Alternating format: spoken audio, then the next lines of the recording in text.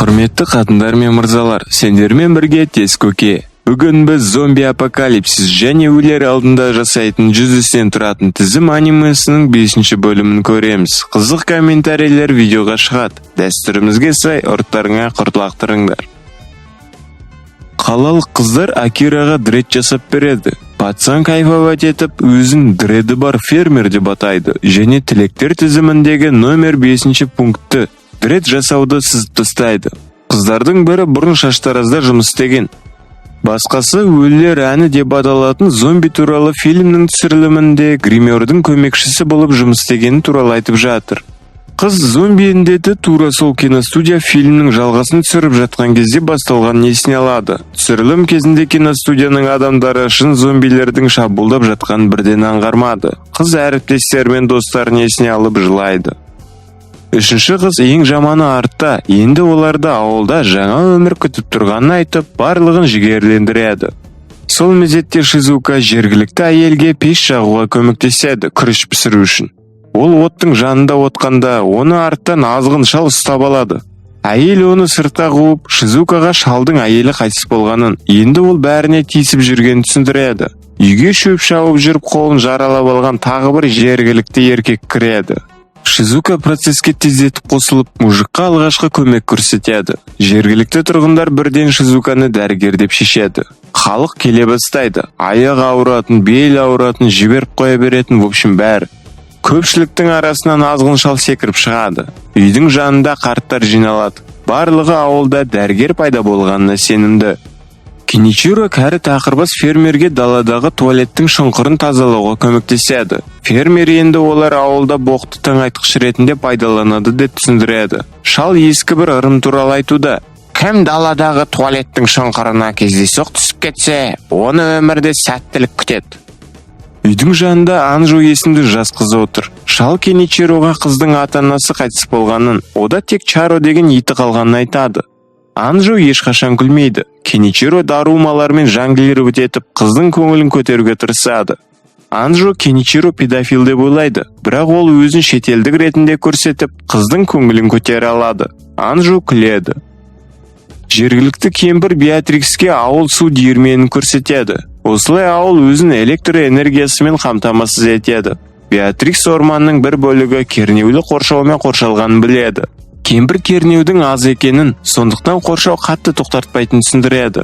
Ол Беатрикске ауылды және қоршауды электр қуатымен қамтамасыз ететін автоматтар мен релейлер орнатылған электр шкафын көрсетеді. Есік алдындағы қалалық қыздар Акира мен ауылдағы өмірден алған әсерлерімен бөліседі. Кеничиро мен Шизука еріксіз ауылдың байырғы тұрғындарының басым бөлігі тек қарт адамдар екенін байқайды. Қалалық қыздар ауылдың тыныштығы жанға жылулық беретінін айтады. Акира поляда кешке дейін жұмыс істейді. Оған Кеничиро келіп, өмірінде алғаш рет тауықты өлтіргенін, енді ода психологиялық травма болатынын айтады. Жанынан Канта өтіп бара жатыр. Кеничиро оны бірден есіне алып, оның да аман қалғанына қуанышты екенін айғайлайды. Акира оның кім екенін есіне түсіре алмайды. Кеничиро Кантаның олармен университетте бірге оқығанын, бірақ бірінші семестрден кейін кеткенін айтады. Жігіт оқуды тастап кетті деген қауесет тараған. Канта балаларды қарғап кетіп қалады. Оның басына ақылсыз ой келеді. Кешке Батя есік алдында демалады. Акира оны бірге арақ ішуге шақырады. Пахан келіседі. Акира әкесінің арық әжім басқан қолдарына, ағарған басына қарайды. Акира балалық шағында қалаға кетуді армандаған есіне алады. Бірақ ауылдағы өмірде жаман емес. Ұлы әкесімен ана-мына туралы сөйлеседі. Олар жұлдызды аспанға қарайды. Пахан бала кезінде ғарыштан жерге қарау үшін ғарышкер болуды армандағанын мойындайды. Ғарыштан шекара көрінбейді, ал адамдар бит сияқты жер баста быжынап жүреді. Пахан өзінің жаман оқып бұзық болғанын, сондықтан арманын ұмытуға мәжбүр болғанын күліп мойындайды. Батя шексіз ғарыш үшін адамның өмірі бір сәттен аз уақыт екенін айтады. Ол нағыз еркектің үлкен арманы болуы керек деп түсіндіреді. Пахан ұлының шаш үлгісіне күледі. Кейінірек Акира тізімдегі 31-ші пунктті досыңмен таңға дейін угарать етуді сызып тастайды. Түнде Канта бригадасының Наоко деген семіз жігіті сарайдан құрал жабдықтардың кілтін ұрлап кетеді. Токо есімді көзілдірік киген көкбет автоматтағы тоқпен кернеуді бұрап, сымдарды зақымдайды. Олар туннелге жетіп, жабдықты іске қосып, зомбилер үшін баррикадаларды ашады. Құжынаған зомби ауылға қарай жылжып келеді. Канта, Шигинобу және Токо фронтал тиегіштің шөмішіне мініп алады. Наоко рөлге отырады. Олардың тілектер тізіміндегі пункттердің бірі жек көретіндердің барлығын зомбиге айналдыру. Шалдар ішіп жатыр. Олардың біреуі сыртқа шаптыру үшін шығады. Кемпір оған айғайлайды, бірақ зомбиді байқайды. Беатрикс атпен әуре болып жүр. Кеничиро пешті жағады. Шизука үйдің есігін ашады. Акира Паханымен ауылға қарай келе жатқан зомби тобырын байқайды. Пахан Акираға достарыңа жүгір деп айғайлап, өзі әйеліне жүгіреді.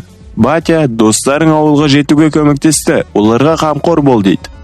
Канта шегіп, тиегіштің шөмішінде ауылға қарай келе жатып, дүрбелеңнің басталғанын бақылайды. Шизука тұрғындарды үйлердің біріне жинайды. Сол сәтте оған 2 зомби шабуылдайды. Бірақ оларды ауылдың аталары шашып тастайды.